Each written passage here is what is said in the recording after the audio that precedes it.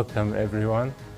This is a special event today at Princeton Theological Seminary concerning an independent study that I'm doing with Professor Mary Farag on Coptic heritage and museum studies, and it's an exhibition and lecture. The exhibition mainly is around artifacts and historic photos, manuscripts and books pertaining to Saint Archdeacon Habib Girgis that I have collected over the years. And the lecture will be about Habib Girgis and his religious education throughout the liturgy and also in a domestic setting. So I hope you enjoy the exhibition and the lecture, and welcome to all of you. Thank you.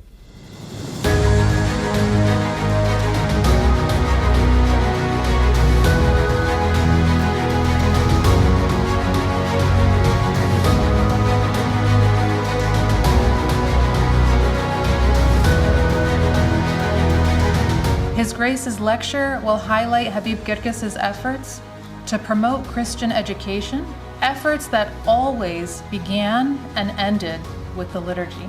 Anyone interested in reading more should pick up a copy of his book, published by St. Vladimir's Orthodox Theological Press in 2017. It's called Habib Girgis, Coptic Orthodox Educator and a Light in the Darkness. His Grace Bishop Souriel's dedication to the Church is manifest in manifold, highly distinguished accomplishments.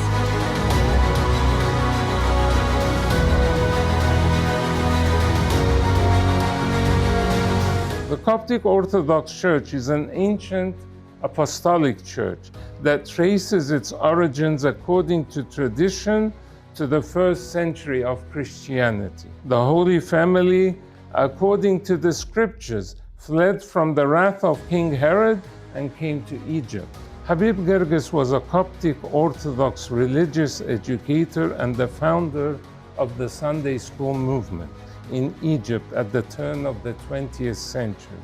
Girgis was also a lecturer at the Coptic Seminary in Cairo and consequently became its dean in September of 1918. A reformer who published around 30 books and was the editor-in-chief of a religious journal titled El Karma, or the Vine. Habib Girgis sought to drag his church, sometimes protesting, sometimes acquiescing, and somewhat hesitant, into the 20th century through educational and structural reform. Liturgy was central to Girgis's vision of reform as it was a means for popular education and engage the 5 senses. Girgis used the third important method to educate the illiterate. Girgis composed hymns and set them to well-known ritual melodies that the faithful knew. Girgis developed a well-planned Sunday school movement for the first time in Egypt. Bishop Souriel and I were talking, and he asked me if I had heard of Habib Girgis, and I said I had not.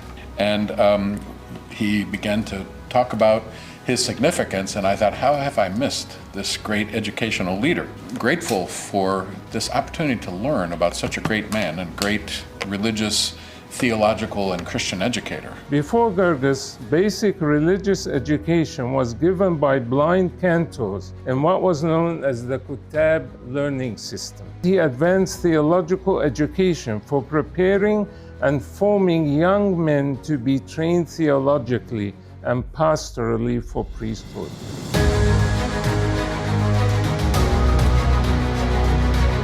And then this one here is exactly the same, but this is his younger brother, the original. Ghali Girgis also had a stamp like this that he used to stamp his letters and official documents with. And this, he had an ivory dip pen with his name engraved in it, Habib Bek Girgis. I was able to replicate the pen exactly and 3D printed. That's his ink pad, so red and blue ink that he used to use. That's my next project, to try to replicate that.